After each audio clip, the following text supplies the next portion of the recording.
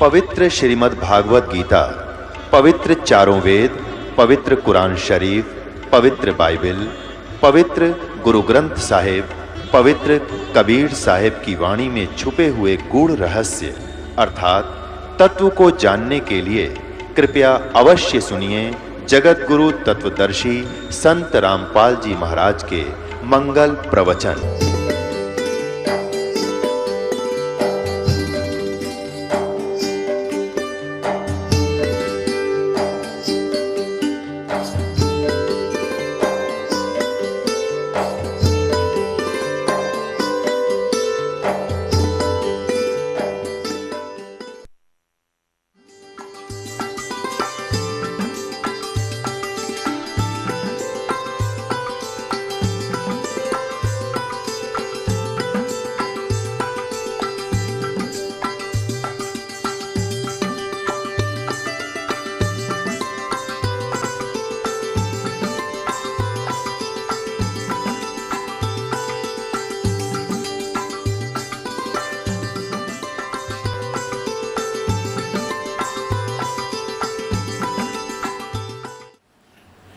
जैसे कोई मित्र और उसकी पत्नी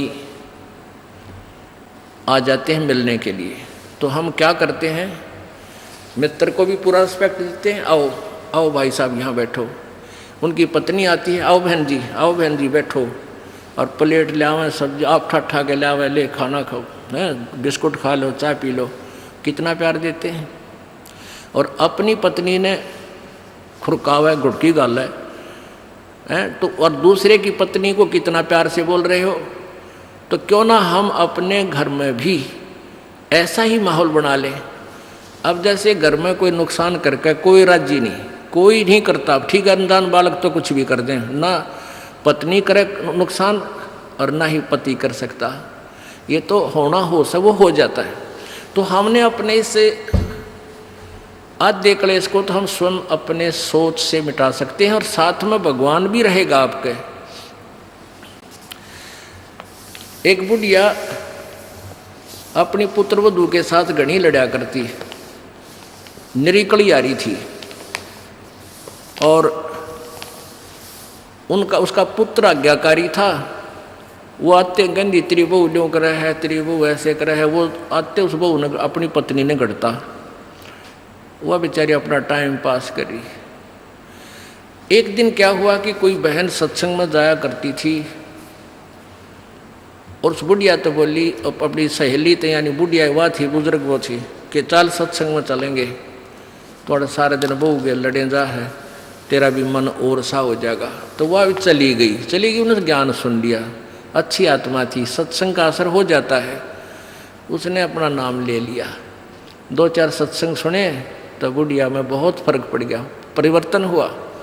एक दिन वो पुत्र वधू उसकी दूध काट के भैंस का 5-6 किलो दूध, और ऐसे ऊपर कड़ियों में एक कड़ा लटे, और ऐसे ऊपर कड़ियों में एक कड़ा, उसमें बाल्टी टांग दिया करते बिल्ली कुत्ते से बचाव के लिए दूध की।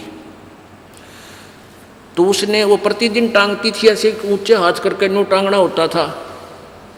तो वह दूध काट के ले आई पुत्र वधू, और उधर से वो उसका ध्यान दूसरी साइड हो गया, और वो नो करके एक बार तो नो कर लिया, अभ्यास सा था उसका बड़ा है, नो करके नो किया, वो उल्टी साइड तो लग गया, और वो टंग्या को नहीं, उसने सोचा टंग्या छोड़ दिया, वो छोड़ते बाल्टी नीचे गिर गई, सारे फर्श पर दूध फैल गया। अब वह पुत्र वधू उस एटम बम का नहीं देखा बुढ़िया की तरफ, आज्ञा बेरानी के सुनावेगी। तो अब बुढ़िया बोली, बेटी कोई बात ना, आज ये हमारे बाग में ना था, इसने ठा ले, इसको ऊपर से साफ करके और भैंस के चारे में डाल दे, कोई बात ना, ये तो अपने बाग में ना था बेटी। अब पुत्र वधू सुन होगी कि आज इस तोब में तो गोले ना लिख ले, यद बहुत मीठी बाणी बोली, ये कौन सा स्टेशन पकड़ गई बुढ़ी आज या। तो उसने आके अपनी सास के चरणों में शीश रख दिया और कहने लगी माता जी मेरे से भूल से होगी, मैंने जान के नहीं। अब बेटी मुझे पता है ये तो होना था, दूध तो जाए लिया, ये लड़ाई शेष थी ना, दूध आवे बेटी चाहे मैं लड़ लूँ चाहे ना लड़ लूँ। अब बुढ़िया ने उस पुत्र वधू ने सोचा या तो बोला था ठीक से कदे वैसे कह रही हो, पहले तो उसने नहीं सोचा था कहीं या वैसे ही कह रही है छो में, और फिर उसने नहीं सोचा भी पक्का मेरा बुढ़िया का जो पटेगा इसका बेटा आवेगा सामने। अब सामने वो लड़का आया, बुढ़िया ने कोई जिक्र नहीं करा, कत्ती भी क्या का भी, वो खाना खा के अपने जाके पड़ के सो गया, कोई जिक्र नहीं करा। तो बहू का भी असर हो गया, उस बेटी का भी, अपनी माँ के खूब सेवा करे हैं, खूब लत्ते धोए। यानी पहले तो वो अकड़ी रही थी दोनों, दो बुढ़िया सुनावा, बहू ना बोला तो वो काली जरूर मारने थी, पोंगी तेरे पूड़े। तो ऐसे जो आधा दुखता हम आप पैदा कर ले, कोई भी हानि होनी से वह होगी, वह तो होने तरह ही वापस ना कोई करके राजी वैसे हो जाती है। तो फिर उस बात ने बतंगड़ बना लेंगे, यू काल बनवाता है। अभी 1-2 महीने पहले एक माई आई, वह कहने लगी जी मारी टूम लिकड़ गई, यानी गहने आभूषण रखे थे एक डब्बे में बंद और ताला लाग रहा, टूम ना पाई। मैं बोला बहन बात सुन ले, आप किसी का नाम मत लेना घर में, किसी पर शक ना करिए, जब तू वचन पर डटेगी ये टूम कितना नहीं जा अपने आप आ जाए तेरी। ने बोली जी आपकी आज्ञा का पालन करूँगी। मैं बेटी तो खाम का, मैंने इस दृष्टिकोण से कहा था इस दास ने कि वो जात ली, वो तो जो चोरी होनी थी वो ली। अब यो एक दूसरे पर शक करके दुश्मन और बन जाएंगी, एक कड़ा और काल शुरू करवा देगा। लेकिन उस बेबे ने इस दास के वचन का पालन किया। ने बोली जी कत्ती जक्र नहीं किया, और उस पुत्र बुद्धि से भी कह दिया बेटी कोई बात ना, महाराज जी का आदेश है, किसी पर शक नहीं करना है, ना किसी का नाम लेना, हमारी होंगी तो आ जाएंगे। अब 2 महीने पहले 3 महीने पहले की बात थी। अब चौथा दिन 5वां दिन उस दिन आई वह पुत्र वधू और वह पत्नी वह बहन। न्यो बोली जी वह न्यो की न्यो पागी टूम 2 तालियां के भीतर, और इस बउआ का हाथ लगी या भाजी आई कि माँ देख टूम न्यो की न्यो दरी इसमें, और वही डब्बा न्यो का न्यो उन तालियां के भीतर है। कल बतावा रो में 4-5वां दिन आकर। तो पुण्यात्माओं इस युग काल चाव है कि इनके रोज जूत बाजे, किसी भी कारण से पिता पुत्र की, भाई बहन की, और आपस में पति पत्नी की, सास बहू की, इन्होंने तो फिर आपस में फिर समाज की। इसने ये चाहता है कि भक्ति तो दूर हो जाए, भगवान का नहीं सोचे, नहीं अपने ही खड्डे में आप पड़े रहें। और परमात्मा चाहता है ये बच्चे आपसी राग द्वेष छोड़कर मेरी तरफ ज़्यादा ध्यान दें, तब कल्याण होगा। अब क्या बताते हैं, पति मिलन की यानी सतलोक के मालिक कबीर परमात्मा के पाने की आपको विधि बताते हैं।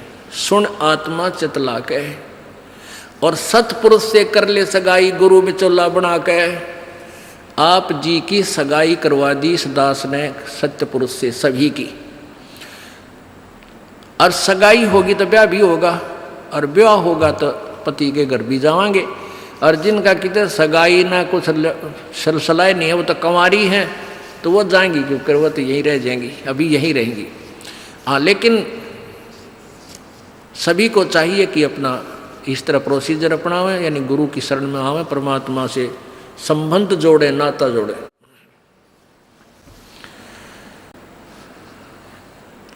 सतपुरुष से कर ले सगाई, गुरु बिचौला बना के। फिर सत्संग बान बैठिए लाडो, और दान की मेहंदी रचा के। जैसे बान बिठाया करते हैं, 5-6 दिन बिठाया करते, 6-7 दिन,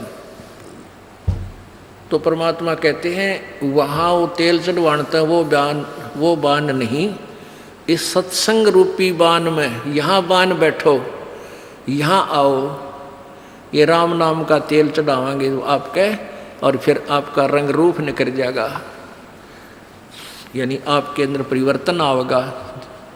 तो क्या कहते हैं, सत्संग बान बैठिए लाडो, और दान की मेहंदी रचा के। ये लाल हाथ करने से कोई लाभ नहीं है, इन हाथों की मेहंदी दान है, 2 पैसे अपनी कमाई में 10वां अंश गुरु को दीजिए और जीवन जन्म सफल कर लीजिए।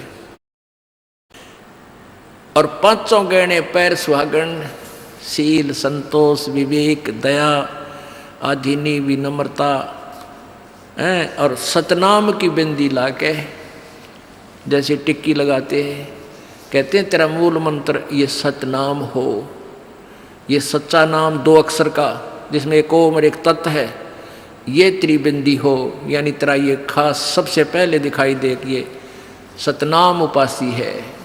आत्मा परमात्मा को जब प्यारा लगेगा तो जब स्वीकार करेगा। और फिर क्या कहते हैं, प्रेम की लाली ला कै सुरता क्यों ना पति रिझावे है। ये लाल ओठ करने से कोई लाभ नहीं है, ये तो मूर्खों के काम है। पहले कोई भी ऐसी क्रिया अच्छे घरों की बहन बेटियां नहीं करते थे। इस नकली सी सिनेमा ने, इन टेलीविज़नों ने ऐसा भट्ठा बैठा दिया कि सबको एक सत्र पर गली में ला खड़ा किया। गांव घर में ब्याह होता है, पहले कंजरी नाचा करती, हिजड़े नाचा करती, ये वैश्याएं नाचा करती थी। अब बहु अच्छे घरों की बहू बेटियां सरेआम गली में डांस करती हैं, ऐसा बूंदा लाल थोपड़ा करके। तो क्या ये अच्छे कर्म है? ये नहीं करना चाहिए। एक सभ्यता से रहना चाहिए। हम इंसान हैं, वो तो एक समाज का जो बिगड़ा हुआ रूप होता था वो इस तरह की बकवादें किया करते थे। तो ज्ञानहीनता, मर्यादाहीनता, निर्लज्जता इतनी बढ़ गई समाज में, इसको भी अब सेट करना है। तो कहते हैं प्रेम की लाली ला के, प्यार तो बोला सब बान भाइयाँ थे, सभी भक्तों से, समाज में वो भी कोई बगैर उपदेशी भी रिश्तेदार है, सबसे मृदु भाषा से प्रयोग करे, मीठा बोले, प्यारा बोले, ये तेरी लाली है, ये तेरे होठों की शोभा है। फिर कहते हैं जाप अजप्पा जप के अपना दहेज बना लिए। ओह, ये भक्ति की कमाई जो श्वास उश्वास से ये अजप्पा जाप कहलाता है। कहते इसका जाप करके तू अपना ये दहेज बना, यानी धन जोड़ ले जो आगे लेकर जाना है, दहेज जो अपने पति के घर लेके जाना है। पहले कुरीति थी कि जो लड़की घना धन लेकर आती थी दहेज का, उसका आदर पूरा परिवार करता था। ऐसे ही हम भ्रमित थे, अज्ञानता थी। तो उसी दृष्टिकोण से ये कहा गया है कि जैसे अच्छा ज़्यादा दहेज लाने वाली बहू पुत्र वधू अपने ससुराल में आदर सत्कार पाती है, ऐसे ही तू डट के भजन कर, घना दहेज बना ले। सत्य अजप्पा जाप का, अजप्पा जाप जप के अपना दहेज बना लिए, अनहद बाजा बाजन लागे फिर खुशी बना लिए। ओह, जैसे लड़की का पता लग गया कि आज ब्याह है, लड़की की का आज विवाह है। अब कई बच्चे बकाया करें, न्यू कहेंगे ए तेरी बारात आ गई, और फिर न्यू कहें कोई ना आई क्यों राजी हो रही है, यानी उसने खिजाया करते हैं। तो फिर वो लड़की सोच लेती है बांधन दे दे, मौके जाएंगे। तो कहते हैं जब वो बाजा बाजन लाग जा तब सोच लिए बात लवा लाग ली कि आ गई बारात। तो कहते हैं आप भक्ति जब करोगे तो आपको ऑटोमेटिकली आपके ये ऊपर के, यहाँ से ऊपर के हिस्से में बहुत सी आवाज़ें, कई प्रकार की आवाज़ें आने लग जाएंगी।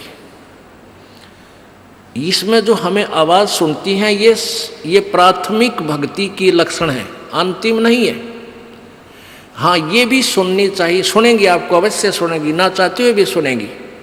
और कभी सुनना चाहो तो कभी 2, 4, 10 मिनट, कभी कभी डेली नहीं, कभी ऐसे कान बंद करके एकांत स्थान पर सुन लेना, आपको सारा साजबाज अंदर बाजता दिखेगा, जिसकी भक्ति इस लक्षण हो गए। कुछ एक को वैसे भी सुनती है जिनके पूर्व जन्म की भक्तियाँ होती हैं और फिर धीरे धीरे उनकी बंद हो जाती हैं, आगे कुछ नहीं सुनती, चाहे वो किसी का नाम जाप ले रखा है। तो वो तो ऐसा सुनना, ये देखना तो ऐसा है जैसे आपने बैंक में कमाई करी की और बैंक में पैसे जमा करा दिए, और उस बैंक की कॉपी ने कभी देखना चाहो तो खोल कर देख लो।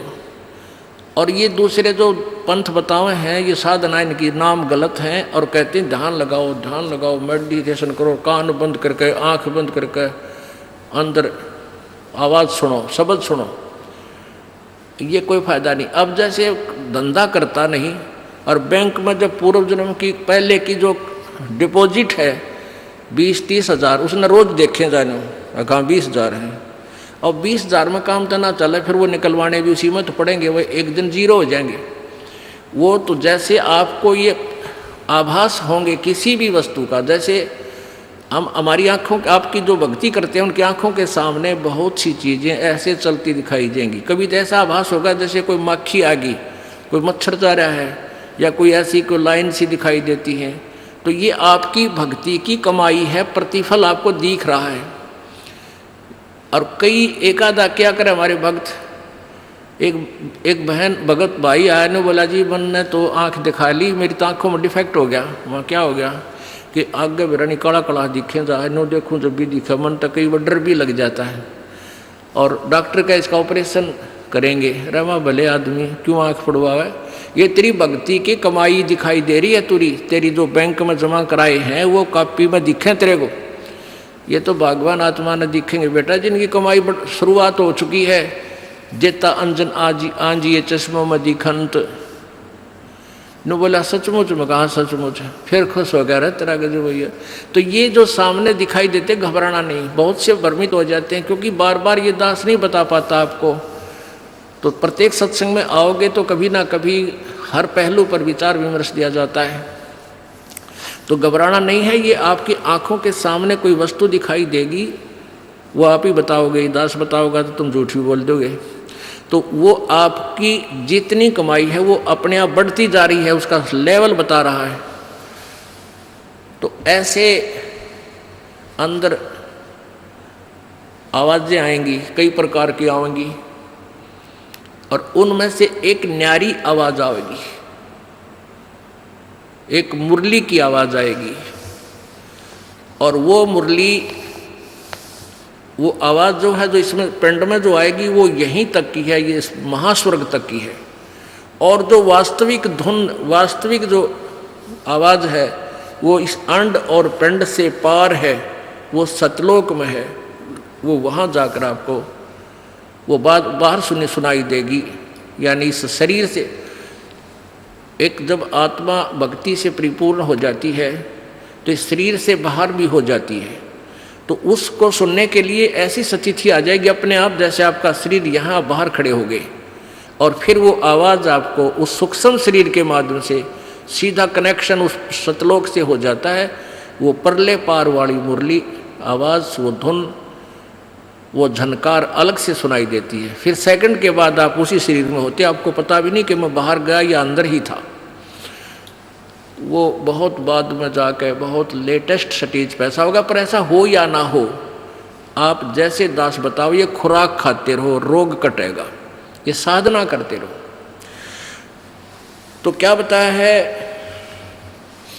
जाप अजप्पा जप के अपना दहेज बना लिए, और ये अनहद बाजा बाजन लागे, फिर खुशी मना लिए। फिर मान लिए खान तेरी भक्ति चल पड़ी, निकट लागली बात आगे लेने, और यानी बरात आगी।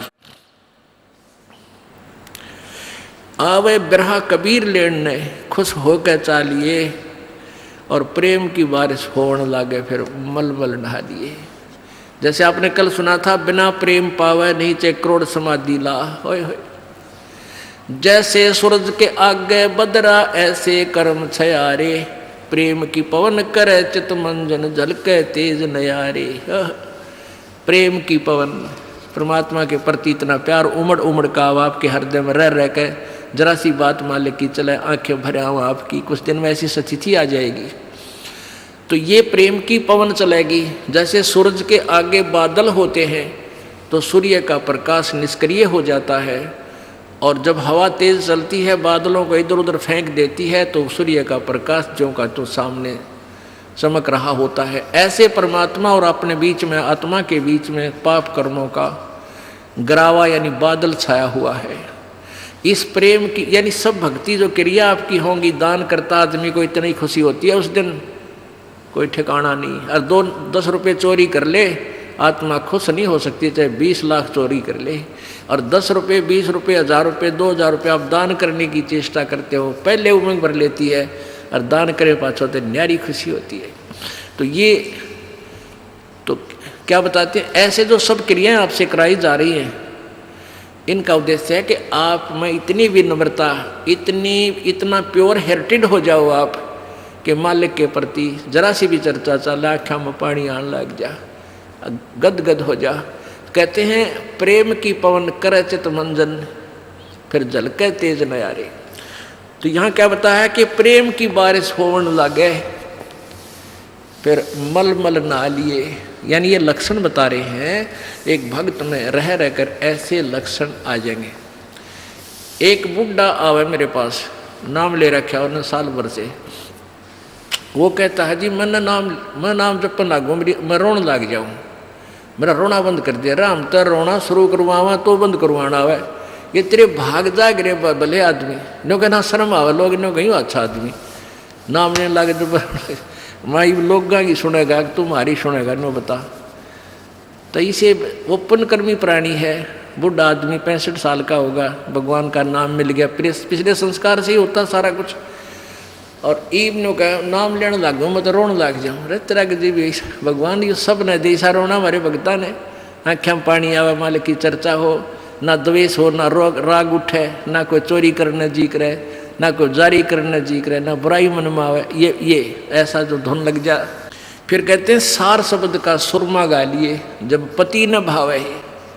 सार शब्द यानी जो असली मंत्र आपको दिया जाएगा वो सुरमे जैसा होगा, वो एक न्यारी आपकी जो है ना पहचान बनेगी, उस पर न्यारी जो है ना अलग से आपकी एक और सुंदरता बनेगी। यानी परमात्मा को आप और उस मंत्र सहित और अच्छे लगोगे जिनके पास ये तीनों मंत्र होंगे। कहने का भाव ये, आदिन्नी की मांग बरा ले तो चलिए नाड़ झुका के, विनम्रता, अभिमान खत्म हो, विनम्रता आवे और सबके साथ प्यार से बोले, आकड़ नहीं पाड़े। ये लक्षण हो जाने चाहिए आपके अंदर।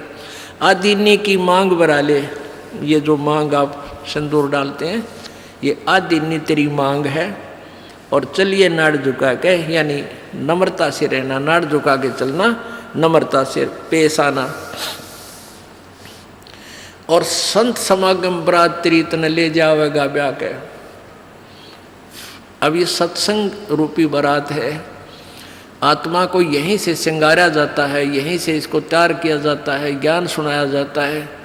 तो ये परमात्मा सत्संग में आने वाली आत्मा ही परमात्मा के पास जाएगी। यानी ये बरात वाले ही, बरात ही समझो उस मालिक की।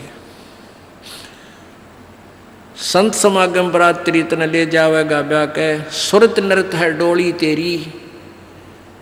सुरत और नृत ये आत्मा इनके साथ चलेगी। और बैठ सुन शिखर में जाकर, यानी सतलोक में जाकर बैठ जा।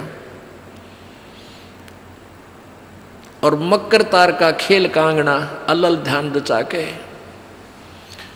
अब कांगना खेलते हैं ना, जैसे यहाँ एक मोटा बांध जा, दूसरा मोटा बांध जा रहे नाला, और कई गांठ ला जाए, फिर नो कहेंगे वो देवर खोल लेगा इसने, कांगना खेल लेंगे ना खुल जा, उबरण के फंड होया करना, लंबा चौड़ा सिस्टम। तो परमात्मा कहते हैं अब मकर तार का खेल कांगना, छूट ना जा, आते हैं छूट गया वो हार जाएगा।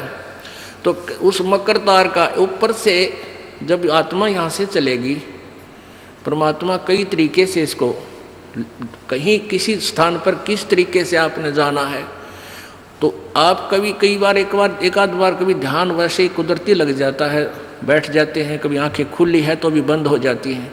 और कई बार ऐसा होगा कि एक मकड़ी के तार जैसा आपको लंबा स्ट्रेट, बहुत उसका कोई और छोर आप नहीं देख सकोगे, ऐसा तार सा नजर आएगा, उसको मकर तार कहते हैं। उसके साथ लग के आत्मा जैसे मकड़ी उस तार को पकड़कर ऊपर चढ़ जाती है, ऐसे वो मकर तार का आपको दिखाई देगा जब चलेगी यहाँ से आत्मा संसार छोड़ के। तो एक मकर तार का मार्ग आपको मिलेगा, उसके साथ चलना, उसको छोड़ना नहीं, तो उधर नहीं जाना, नहीं तो मार खा जाएगी। तो ऐसे ही वो कांगड़ा खेलते हैं, जब दोनों और दाव लगा देते हैं, तू खोल गया तो तू हार गया, हारगी। तो ऐसे अपने अपनी जबरदस्ती से उसको पकड़ लेना है, उस मकर तार के, उस मकर तार को। मकर तार माने मकड़ी का तार। ऐसा एक रास्ते में आपको ये गाइडलाइन होगी कि इसके साथ साथ चल, भ्रमित ना होना। सतलोक जाने के लिए वो कुछ समय कुछ स्थान तक मकरता रहे, उसके बाद फिर परमात्मा का अलग से मार्ग है। सुरत नृत्य है डोली तेरी, बैठ सुन शिखर में जाके, मकर तार का खेल कांगना, अल्लल ध्यान दे जाके। ओए होए, एक एक वाणी का आधा हिस्सा भी इतना जबरदस्त भर रखा भगवान ने। अब अलल पंख, अल्लल ध्यान दे जाके, एक अलल पक्षी होता है, उसको अनल भी बोलते हैं। अनल, अनल माने वायु, यानी वो आकाश वायु में ही रहता है, ऊपर नीचे नहीं आता। वो अंडे भी ऊपर ही दे देती है वो अलल पक्षी मादा, और उन अंडों को हवा में छोड़ देती है, और ऐसे स्थान पर अंडे देती है, पैदा करती है कि नीचे केले के बन हो, केले के बन। तो केले कैसे फंसे रहा कर, केले के बना बनो आपस में बहुत लंबे लंबे बढ़ जाते हैं।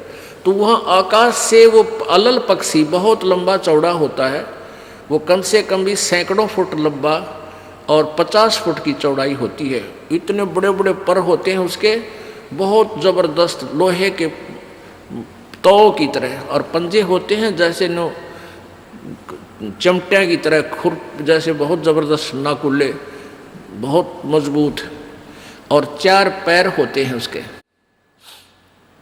पक्षी होता। तो वहाँ से अंडे छोड़ देती है भगवान हवाला है। अंडे नीचे आते हैं हवा की घर्षण से, वो परवरिश को यानी वो पक जाते हैं, और केले के अच्छे भारा भारा अंडे होते हैं, वो 2-2 दड़ी के, और ऊपर तो 1-1 दड़ी के, यानी 5-5 किलो के, और ऊपर तो आते ही वो केलों के पत्तों पर आकर गिरते हैं। उन केलों को तोड़ते हुए सपीटते नीचे आते हैं। तो केलों पर गिरने से, उन केले पर गिरने से, उन पेड़ों पर, तो उसकी स्पीड कम हो जाती है, और तो केले को तोड़ता हुआ वो आसानी से आकर नीचे पड़ता है, और पड़ के फूट जाता है, उसमें से बच्चा निकल जाता है। वो बच्चा वहाँ फिर उस वन में घूमता है, फिरता है, चारा चरता है, और फिर कुछ दिनों में वो उड़ने लग जाता है, यानी परिपक्व हो जाता है, वो प्रफुल्लित हो जाता है, और वो उड़ उड़ कर देखता है, काफ़ी दूर तक उड़ता है, फिर वापस आ जाता है। 1-2 साल तक वही रहता उस वन में, उन पक्षियों के साथ भी घूमता, अपने मित्रों के साथ जो दूसरे पक्षी होते हैं, अन्य जीव जंतुओं के साथ भी घूमता है, लेकिन उनमें उसकी मित्रता नहीं रहती है, क्योंकि उसको पता होता है कि मेरे माता पिता ऊपर हैं, यहाँ नहीं है। पुण्यात्मा, ये बहुत ही उत्तम ज्ञान है और छुपा हुआ ज्ञान था, ये तत्व ज्ञान है। इसको समझाने के लिए बहुत से उदाहरण आपके समक्ष पेश करने पड़ते हैं, ताकि आत्मा अपने परमात्मा की तरफ आकर्षित हो जाए।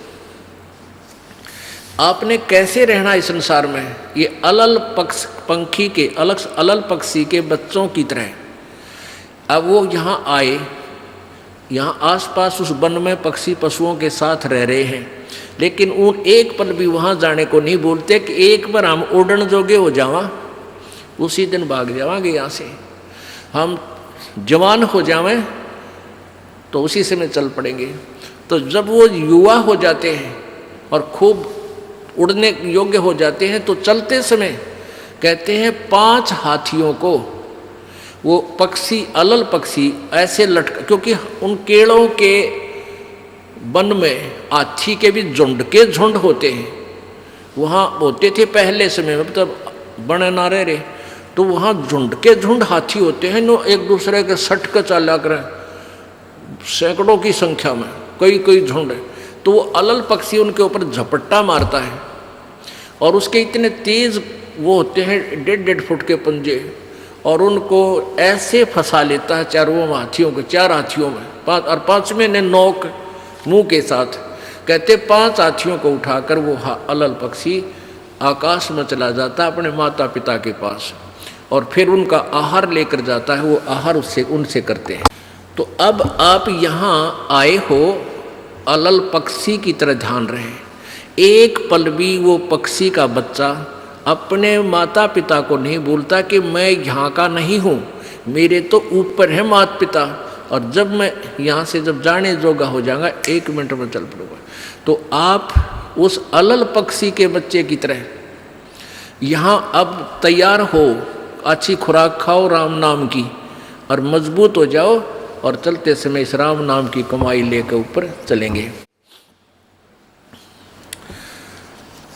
अब कहते हैं अलल ध्यान जचा के, वो पक्षी का बच्चा एक पल भी वो यहाँ रह ही नहीं सकता। उसको ये पता होता है, कॉमन सेंस होती है कुदरती, कि मेरे माता पिता वहाँ है, जिस दिन मैं यहाँ से जाने योग्य हो जाऊँगा 1 पल नहीं रहूँ यहाँ पर। तो ऐसे आपने ये हर दिन उस सतलोक में जाने का अलल पक्षी की तरह यो ध्यान लगा कर वो जचा कर रखनी है, इसको भूल नहीं पड़ने देना। मकर तार का खेल कांगना अलल ध्यान जचा के, और बैठ विश्वास सेज बिछा के, जो शब्द छैल आवे है। अपने आत्मा कह कबीर सुनो भी साधो, मैं तो हूँ विश्वास में।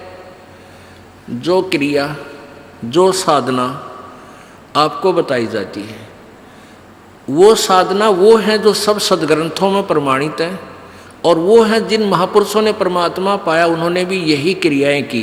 तो आप एक विश्वास रूपी सेज पे, जैसे दुल्हन होती है अपने पति के इंतज़ार में वो बैठ जाती है, तो ऐसे ही कहते तू अपना विश्वास रूपी सेज बिछा के इंतजार कर उस परम पिता के आने की। विश्वास तेरी सेज है, यानी तेरा विश्वास है तो मालिक आवेगा, और विश्वास नहीं है तू ही वहाँ से चला गया कि तो फिर पति कहाँ मिलेगा। कहने का भाव ये है कि डगमग नहीं होना है, अपना विश्वास दृढ़ रखना, जो बताया गया ये विधि, और यही भक्ति आपको परमात्मा मिलाएगी। यानी शब्द छैल का अर्थ है वो अविनाशी परमात्मा, शब्द अर्थ अविनाशी को कहते हैं। अविनाशी परमेश्वर तेरा पति तुझे वहाँ लेने आएगा, और इस प्रकार हम परमात्मा पाएंगे। बोलो सतगुरुदेव।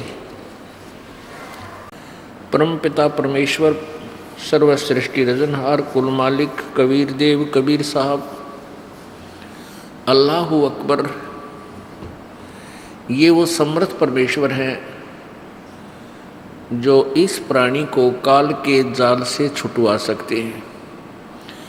ये वो समर्थ परमेश्वर हैं जिसके विषय में चारों पवित्र वेद गवाही दे रहे हैं, जिसके गुणगान कर रहे हैं।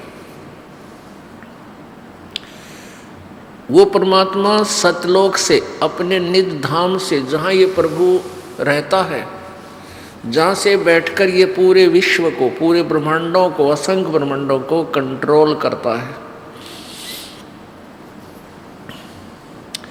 उस सतलोक से चलकर ये परमात्मा पृथ्वी लोक पर, इस काल के लोक में आता है। अन्य लोकों में, अन्य द्वीपों पर भी ये परमात्मा जाते हैं। ये परमेश्वर चारों युगों में आते हैं। सतयुग में इनका एक नाम सुप्रसिद्ध रहता है, वो सत सुकृत होता है। और त्रेता युग में ये ऐसे ही प्रकट होते हैं, स्वयं आते हैं, किसी माँ से जन्म नहीं लेते। त्रेता युग में इसी परमेश्वर का नाम मुनिंदर ऋषि होता है, मुनिंदर जी। और द्वापर युग में ये परमात्मा जब आते हैं, सहस्रीर आते हैं, सभी युगों में सहस्रीर चले जाते हैं, उस समय इनका नाम करुणामय होता है, करुणामय। और कलयुग में ये परमात्मा जब आते हैं, इनका नाम कबीर ही सुप्रसिद्ध रहता है। ये वही परमेश्वर हैं जो बनारस में, अर्थात काशी शहर में, भारतवर्ष की पवित्र भूमि पर एक जुलाहे की भूमिका की, और फिर सहशरीर आए थे, सहशरीर चले गए थे। ये वो परमात्मा हैं जो जुलाहा नाम से प्रसिद्ध थे, धानक कबीर, जुलाहा कबीर। और सुप्रसिद्ध कवियों में से भी एक सुप्रसिद्ध कवि की उपाधि भी इन्हें प्राप्त थी। और यही प्रमाण चारों पवित्र वेद देते हैं कि वो परमात्मा अपने सतलोक से चलकर आता है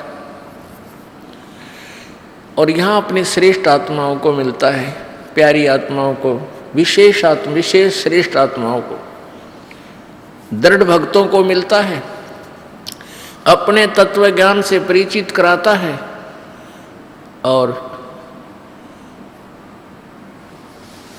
वो उनको अपना एक एविडेंट ना रूप में, एक गवाह के रूप में तैयार करता है। फिर वो संत जो परमेश्वर से परिचित हो जाते हैं, परमात्मा का साक्षात्कार कर लेते हैं, अपनी आंखों से उस स्थान को देख लेते हैं जहाँ परमेश्वर रहते हैं, तो वो संत ढोल के डंके पे उस कबीर परमेश्वर की महिमा का गुणगान करते हैं। उसके विषय में क्या बताते हैं कबीर परमेश्वर जी? चारों युग में संत पुकारे और कूक कहा हम हेल रे, हीरे माणक मोती बरसे ये जग चुगता डेल रे। परमेश्वर कबीर जी कहते हैं कि चारों युगों में मेरे संतों ने भी मेरी महिमा का गुणगान किया, आवाज लगाई, पुकार पुकार कर ऊंची आवाज में। और परमात्मा कहते हैं हमने भी कूक यानी ऊंची आवाज में खड़े होकर कहीं पर भी जन साधारण को इस ज्ञान से परिचित कराया। लेकिन ये भोली आत्माएं अज्ञान में इतनी ओतप्रोत हो जाती हैं, हमारे इस यथार्थ ज्ञान को समझ नहीं पाते। चारों युग में संत पुकारे और कूक कहा हम हेल रे, हीरे माणक मोती बरसे ये जग चुगता डेल रे।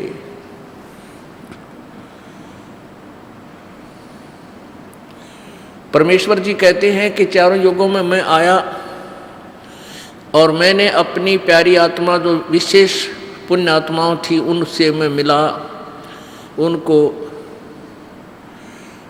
अपनी सतलोक की महिमा से परिचित कराया और फिर उन्होंने मेरी महिमा का गुणगान ढोल के डंके पर किया। अब पुण्यात्माओं, हमने सबसे पहले भगवान पहचानना है। इस काल भगवान ने परमात्मा को भुला दिया, उस परमेश्वर को भुलाकर अपने आप को यहाँ सर्व ब्रह्मांडों का मालिक सिद्ध कर दिया। और परमेश्वर की प्यारी आत्मा आदरणीय गरीबदास साहिब जी जो परमेश्वर कबीर जी से परिचित हुए, उनके यथार्थ स्थान सतलोक को देखा, उनकी महिमा से परिचित हुए, तब क्या कहा? मुल्ला माया मग में बैठी अनसा चुन चुन खाई, ये ज्योत स्वरूपी कहे निरंजन मैं ही करता वाई। अब ये ज्योति निरंजन काल अपने आप को मालिक मानता है कि मैं ही प्रभु हूं और कोई भगवान को ना। तो यही परमात्मा के विषय में कभी गरीबदास साहिब जी कह रहे हैं कि ये काल और इसकी पत्नी दुर्गा, ये मुल्ला माया, इन सभी जीवों को भ्रमित रखते हैं और ये काल 1 लाख मानव शरीरधारी प्राणियों को खाता है। मुल्ला माया मग में बैठी अनसा चुन चुन खाई, ये ज्योत स्वरूपी कहे निरंजन मैं ही करता वाई।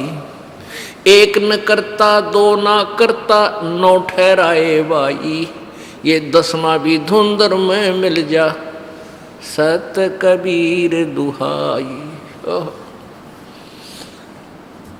क्या बताते हैं गरीबदास साहिब जी के इनने एक भी कर्ता बना साधी, एक कर्ता को भी फाइनल नहीं मान्या, 9 ठहरा दिए, 9 अवतार 9 भगवान, और 10वां अवतार और आवेगा, 10वां अवतार और आवेगा निकलंक नाम तय, कलयुग के एंड में, कलयुग के अंत में।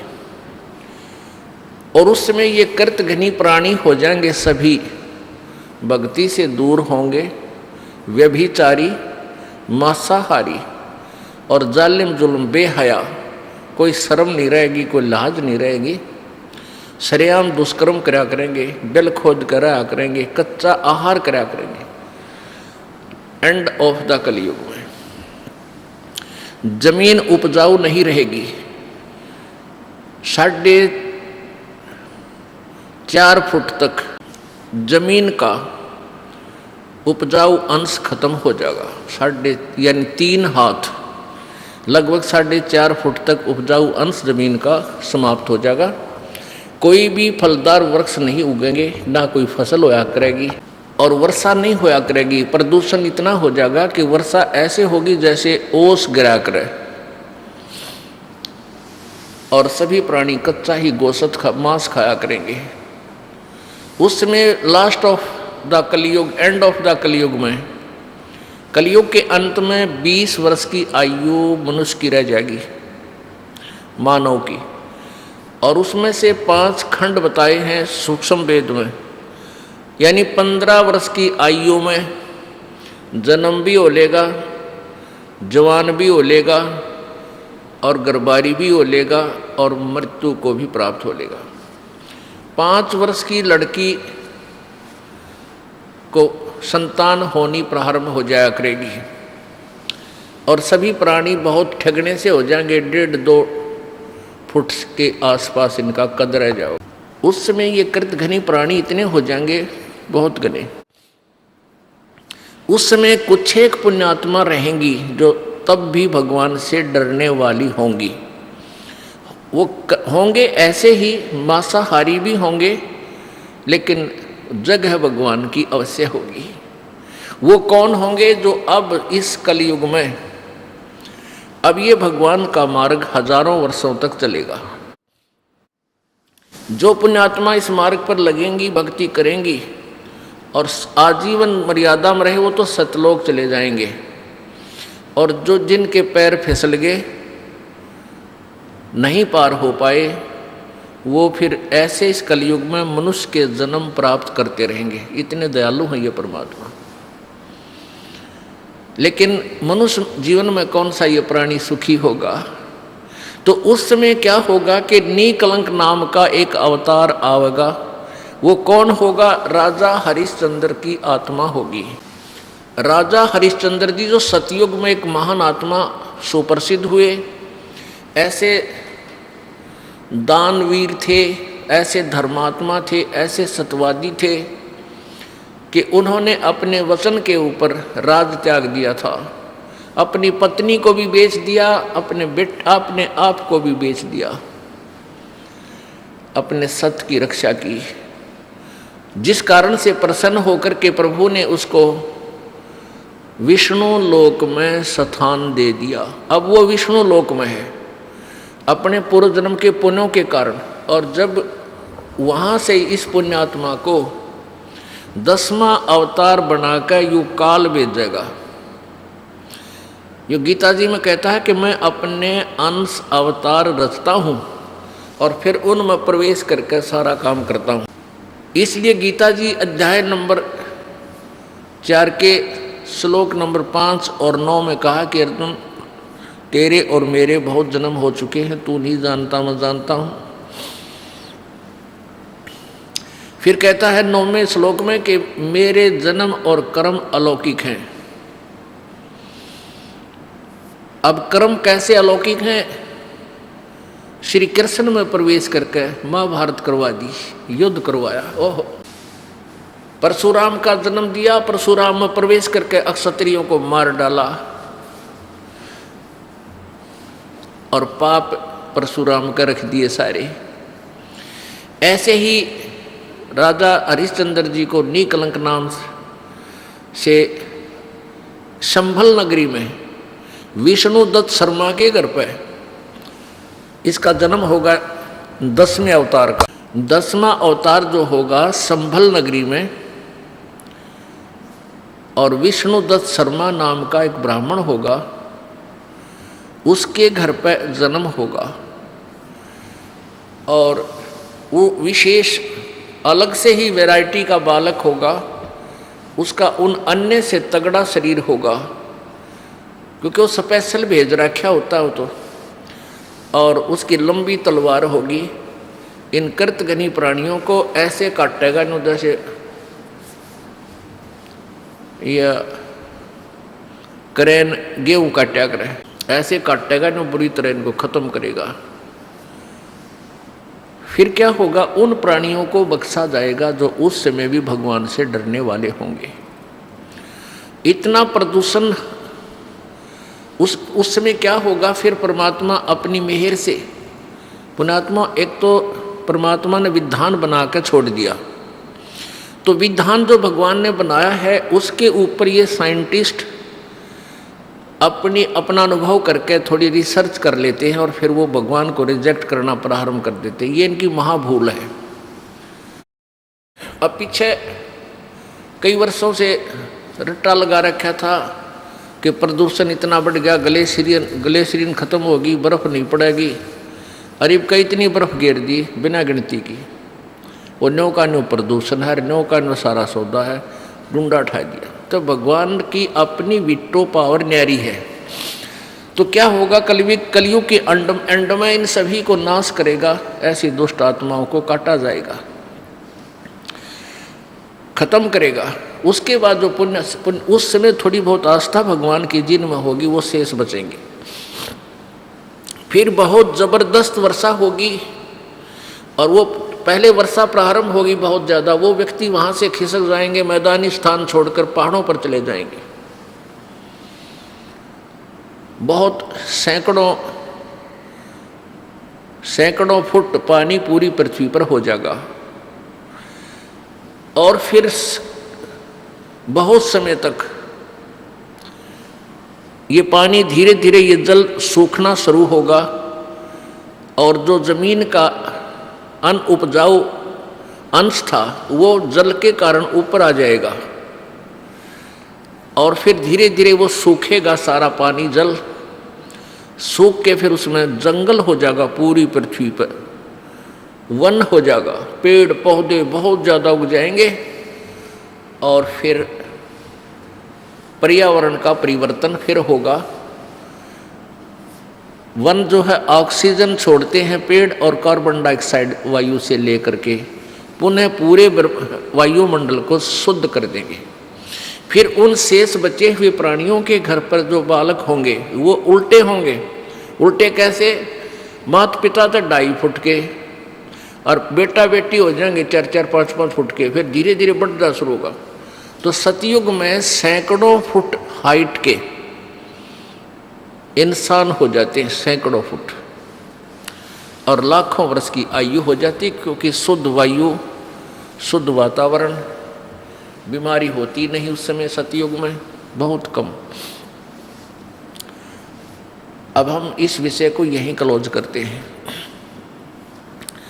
हमारा प्रसंग चल रहा है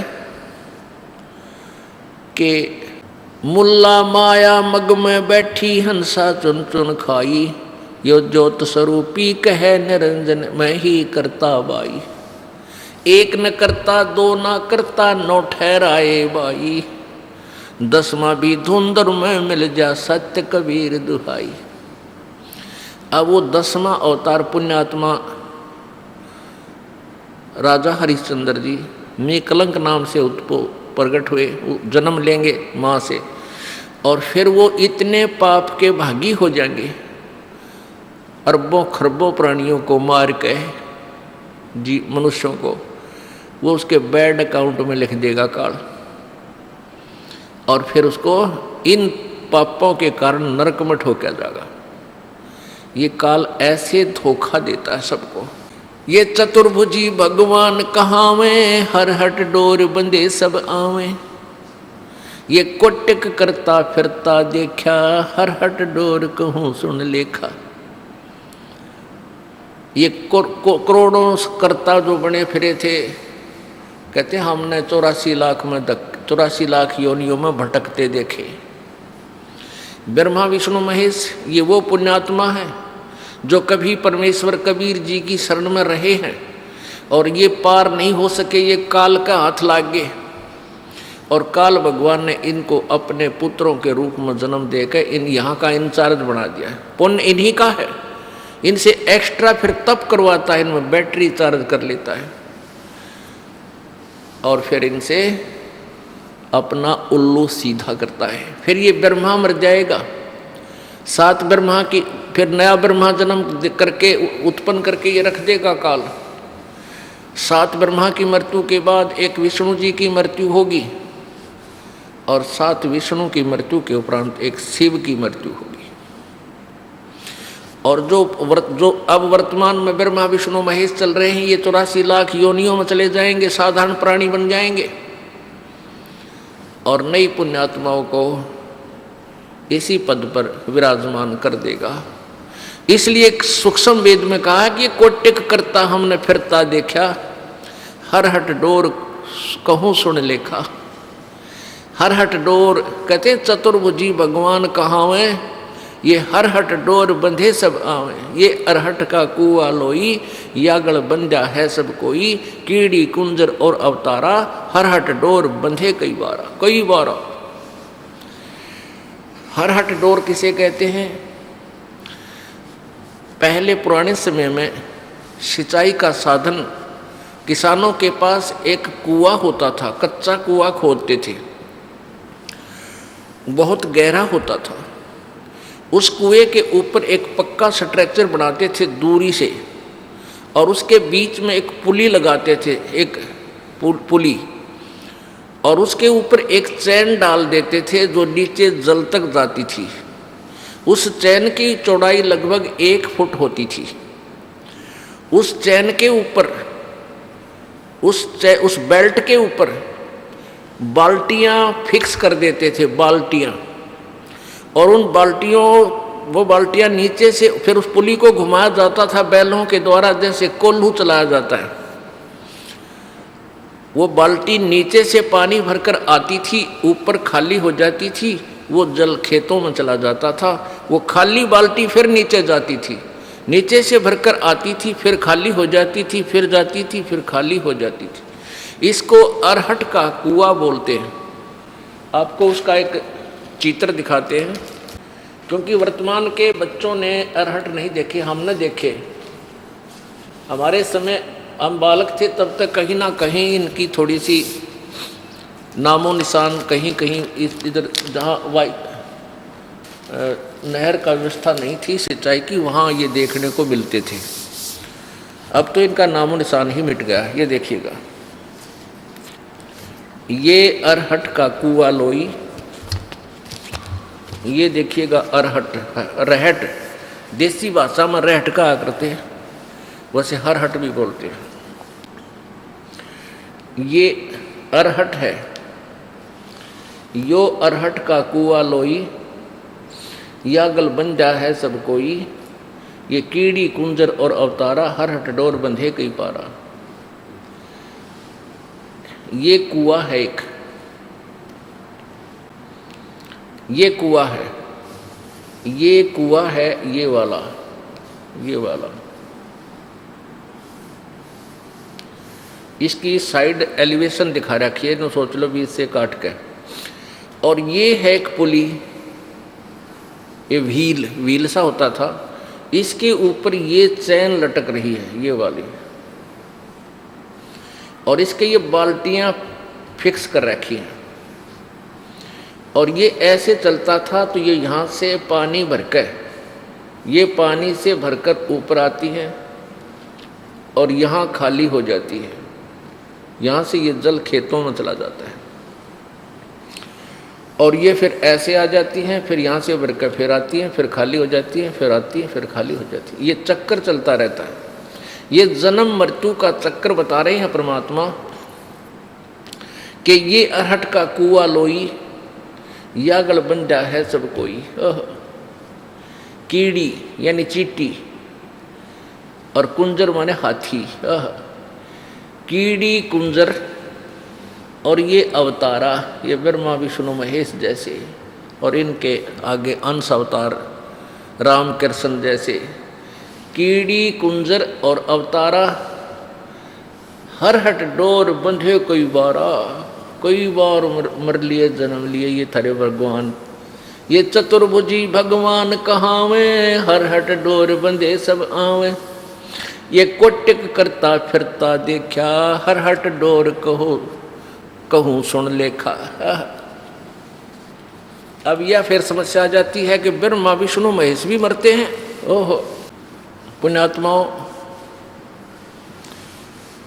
परमात्मा कबीर जी और तथा उनसे परिचित महापुरुषों ने पहले ही ये ज्ञान ठोक कर कहा है, लेकिन उनकी उस अमृतवाणी को इन चतुर प्राणियों ने, इन नकली संतों, ऋषियों और महर्षियों और गुरुओं ने, मंडलेश्वरों ने रिजेक्ट करवा रखा था हमारे से, ये कह करके कबीर अनपढ़ था, अशिक्षित था, और ये सभी संत अशिक्षित हैं, अशिक्षित थे, अक्षर ज्ञान नहीं था, इसलिए ये वेदों और गीता के बारे में, पुराणों के विषय में नहीं जानते, ये झूठ बोलते हैं, ये गलत कहते हैं कि ब्रह्मा विष्णु महेश नासवान है। हाय हाय, तो उस समय तो नकलियों का दाव लग गया।